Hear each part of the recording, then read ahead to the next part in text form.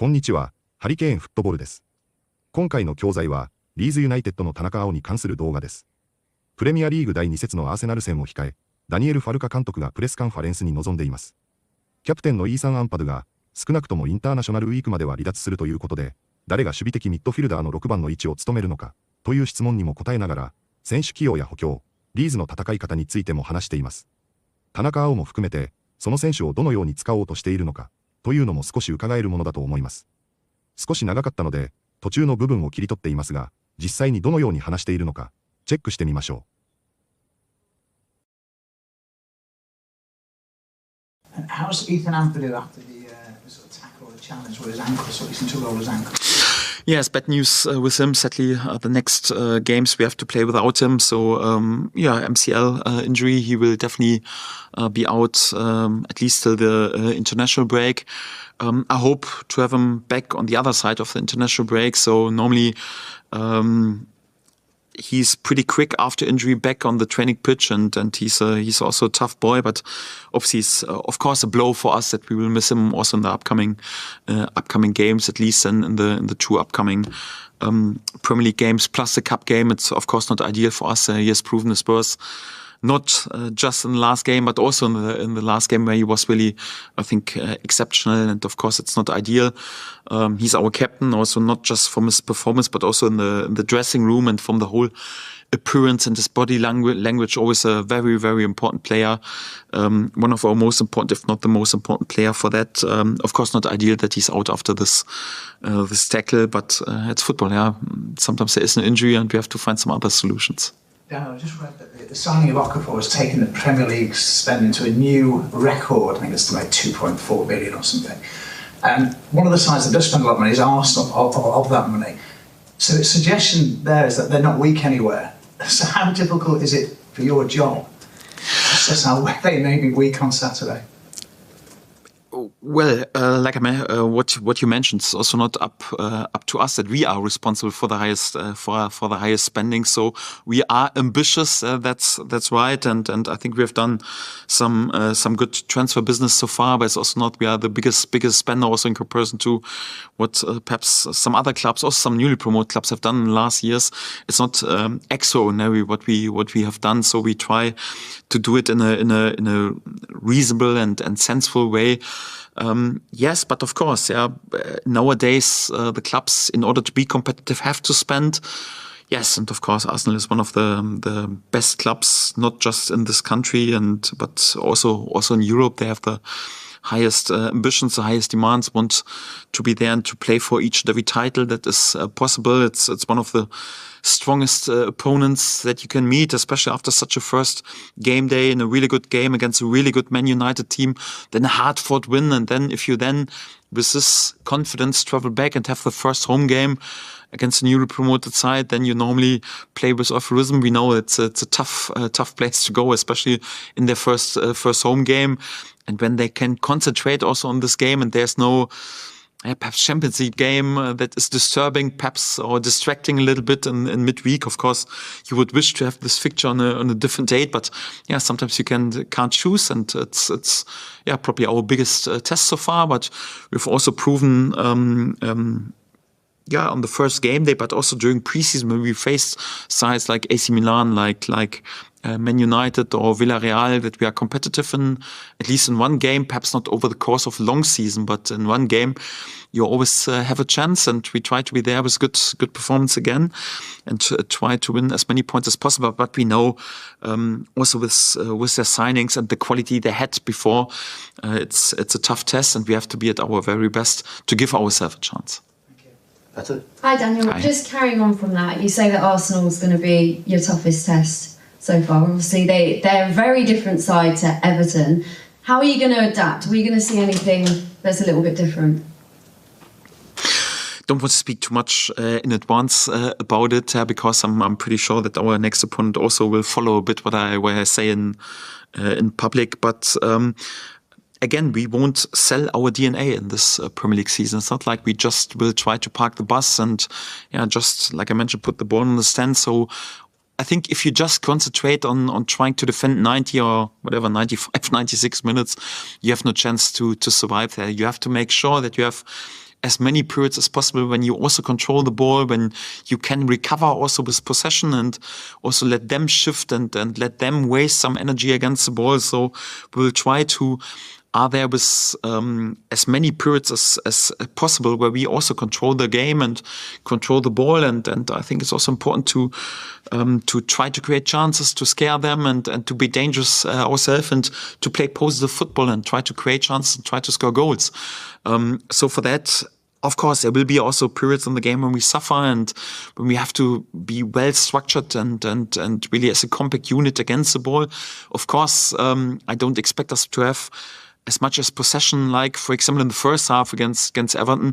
Of course not when you travel away to Arsenal, but we'll try it. And if the game develops in the other direction, then we have to show, of course, also our defensive steel and, also the behavior that we've shown in preseason, but also on the first game day that we can defend our goal. We have hardly concede a chance against us in the first game day. And we try to do the same also in a difficult away game. In that first half against Everton, you had quite a few chances. I think it was 12 shots, but only one of which was on target. So are you doing anything to try and be that little bit more clinical, especially against an Arsenal side who are so defensively solid? Yes, so it's also important not to overinterpret statistic. Yeah, even if you put the ball against whatever the crossbar or whatever, it doesn't, or in the outside of the post, doesn't count as a shot on target. So for that, it's not like each and every shot that is not on target. Yeah, sometimes it's blocked in the last moment or whatever. It's not like a poor finish. But yes, it's right. So I think we could have been a bit more clinical in the final third. I also spoke after the game about this is why we are also interested to strengthen our offense also in terms of the individual quality a little bit. And yes, I was pleased that we had in the first half such a dominant performance with, I think, in the end, 12-0 shots at halftime. I think after the final whistle, 21 shots in total. I think it's pretty impressive for the first game of a newly promoted side.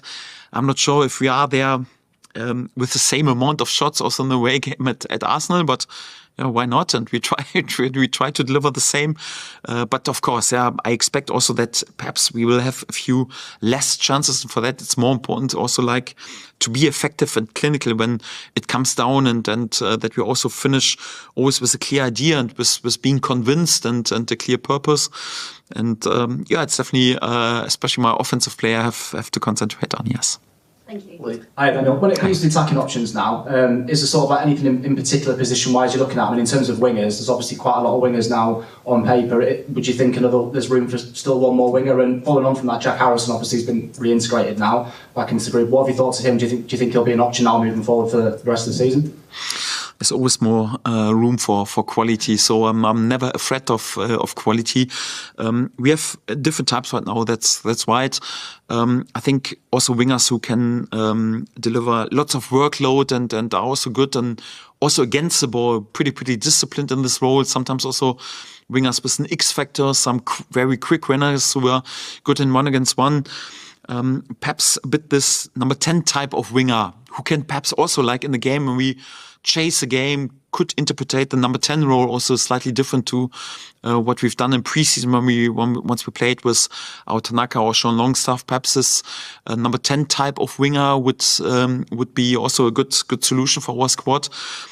So there's always room for quality player, and for that we also won't fall asleep in the upcoming days. Yes. Obviously, with Ethan Ampadu, you've not only lost a very good player for the coming games, also captain as well.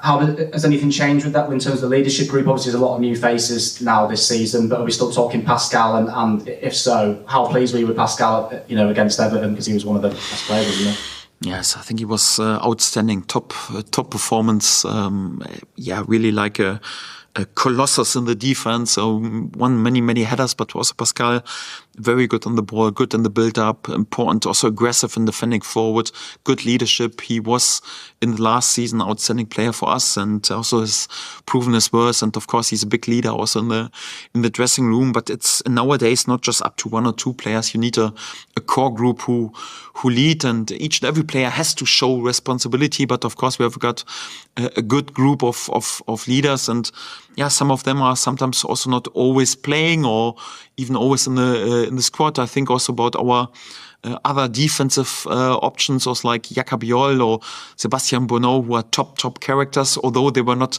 involved, also important in the dressing room, and also already right now a player like Dominic, who is experienced, has nearly 250 Premier League games, also with his confidence and his maturity. I think also when he speaks to a younger player, it's also quite important. So we have a good group in this terms, perhaps not in the old-fashioned way when there was one big leader who leads the whole group. Nowadays it's a bit more core group, and I'm pretty blessed to have such a good group together with our boys. Yes. Hi Daniel. Obviously with Ethan out now, who do you see as your defensive midfield options? Could Anton Stapp play there? Yes, Anton has played there. Ilya Gruev has also replaced Ethan. I think really good in the last, whatever it was, 20 or 25 minutes on the last game. They're pretty impressive preseason anyway. Sean Longstaff is definitely an option. He's a bit more a number 8 and not a traditional number 6. Our Tanaka has played there a lot in the last season, of course, when it was also clear that we would have more the ball than perhaps to have there, like, to defend a lot. Of course, Ethan's a big miss. There's no doubt about this. We don't have to lie and to sugarcoat the situation, but we have players in our squad who interpret this role perhaps slightly different, and we'll find some good solutions. 次は解説です。今回も難しいボキャブラリーがほとんどありませんでしたので、知る人ぞ知る、基本的なものもありますし、サッカー用語でも過去解説したものが多いですが、本日の解説をチェックしてみましょう。Just carrying on from that. Carry on from は、何かを途中から続ける時によく使われる便利なフレーズです。Carry on は、続けるという意味でよく知られていますが、from をつけることで、どこから続けるかが明確になります。特にビジネス英語やチームでの作業、または授業の場面で、前回からの続きという文脈で非常によく使われます。会話で流れをつなぐ際にも使えるので、英会話でも活用頻度は高いです。また、carry on from someone なら、誰かの後を継ぐや、引き継ぐという意味にもなります。こうした駆動詞を使いこなすことで、より自然で流暢な英語表現が可能になります。Just carrying on from that. It's not like we just will try to park the bus. パークザバスは、文字通り、バスを駐車するという意味ですが、サッカーでは、全員でゴール前に固まって守ることを意味する比喩表現です。まるでバスをゴール前に止めてしまうかのように、ゴールを固めて相手の攻撃をしのぐ戦術を表します。相手にボールを持たせ、自分たちは自陣に引いて守るだけの、超守備的戦術として批判的に使われることもあります。試合後のインタビューや実況でもよく出てくるため、サッカー英語では非常に品質です。スポーツ以外でも、とにかく守りに徹する姿勢を比喩的に表現したいときに使うことがあります。It's not like we just will try to park the bus. It's not like we just will try to park the bus and let them waste some energy against the ball. So, against the ball は、サッカーでよく使われる戦術用語の一つで、相手がボールを持っているときに自分たちがどう守るかを表します。具体的には、自分たちがボールを持っていない時間帯の守備の姿勢や、チームの構え方、規律、位置取りなどを指すときに使われます。against は直訳すると、何々に対してですが、ボールに対して守備的に立ち向かうというニュアンスで解釈します。このような表現を理解すると、サッカーの戦術や試合分析の英語もより深く理解できるようになります。and let them waste some energy against the ball. So, and let them waste some energy against the ball. So, top performance. Really like a colossus in the defense. So, コロッサスは、もともと古代ギリシャの巨像を意味し、非常に大きな人物、影響力を象徴する言葉です。現代英語では比喩的に、存在感が圧倒的な人物や、絶大な影響力を持つ人などを指して使われます。特にスポーツでは、彼はディフェンスにおいてコロッサスだ、という風に使われ、つまり絶対的な存在だ、と称賛の意味を込めて使われることが多いです。歴史的な偉人や、業界のリーダーなどにも使われ、尊敬や畏敬のニュアンスを持ちます。語感としても重厚で印象的なので、スピーチや書き言葉でも非常に効果的です。top performance, really like a colossus in the defense. So top performance, really like a colossus in the defense. So also with his confidence and his maturity. マチュリティという単語は成熟や成長の完成といった意味を持ちます。日常会話では精神的に大人になっているや感情が安定しているといった内面的な成熟を表すのに使われ、例えば若いのに冷静で落ち着いた振る舞いを評価する場合によく使われます。一方でワイン、チーズ、果物などの物理的な成熟、あるいは金融商品などの満期を表すときにも登場します。このようにマチュリティは人にも物にも使える非常に柔軟な単語で、文脈に応じて多様な意味を理解することが重要です。Also with his confidence and his maturity, also with his confidence and his maturity in this terms, perhaps not in the old-fashioned way when オールドファッションドは直訳すると古い流行のという意味で、時代に合わない昔のスタイルのという意味で使われます。例えばファッション、考え方、行動、技術など現代的でないものに対して使われ、古臭いというネガティブな意味になることもあります。一方で昔ながらの良さや伝統を重んじる姿勢といった好意的な意味で使われることも多くあります。例えばオールドファッションドバリューで昔ながらの価値観という場合、それは誠実さや礼儀正しさなどを意味することもあります。ニュアンスの幅が広いため、前後の文脈から判断する力が大切です。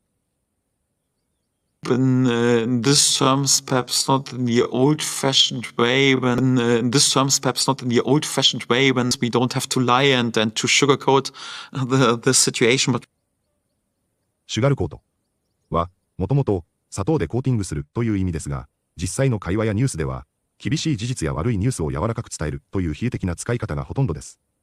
例えばごまかさないでというような場合、真実をそのまま伝えてほしいという意味で使われます。このフレーズはリーダーや上司が部下に対して正直なフィードバックを求めるときや、状況が深刻であることを明確にしたいときに使われることが多いです。丁寧に言っているように見えても、事実を隠したり、美化したりすることを批判するニュアンスを持つため、誠実さや正直さに関する話題でよく登場します。非常に日常的で使いやすい表現なので、覚えておくと便利です。We don't have to lie and to sugarcoat the situation, but we don't have to lie and to sugarcoat the situation. But いかがでしたか？イーサン・アンパドゥが離脱したことでも、その代わりになる選手のオプションはあるという言い方から、フォーメーションなどは変えずに、おそらくアントン・スタックかグルエブあたりをそこで使おうとしているように聞こえました。ロングスタッフは少し攻撃的な8番の選手で、田中碧も昨シーズンは6番で多くプレーしたものの、よりボールが持てる状況で、試合をコントロールする中で生きる選手だと見ているようにも伺えますね。これを聞く限りでは、6番の位置にアントン・スタック、その前にロングスタッフと田中碧を置く形か、6番にグルエブを置き、その前にアントン・スタック、さらにロングスタッフか田中碧のいずれかを置く、という形になりそうだと感じています。さらに、先発かどうかには関わらず、試合をコントロールし、ボールをコントロールし、攻撃的なプレーも見せないといけないとも強調しているため、そういうプレーに関しては、アントン・スタックや田中碧を中心としたものになっているような感じもします。先発か否かに関わらず、田中碧がどこかで出場してくるのは間違いないと思いますので、アーセナル戦もまた楽しみにしたいと思います。本日もご視聴いただきありがとうございました。またすぐにお会いしましょう。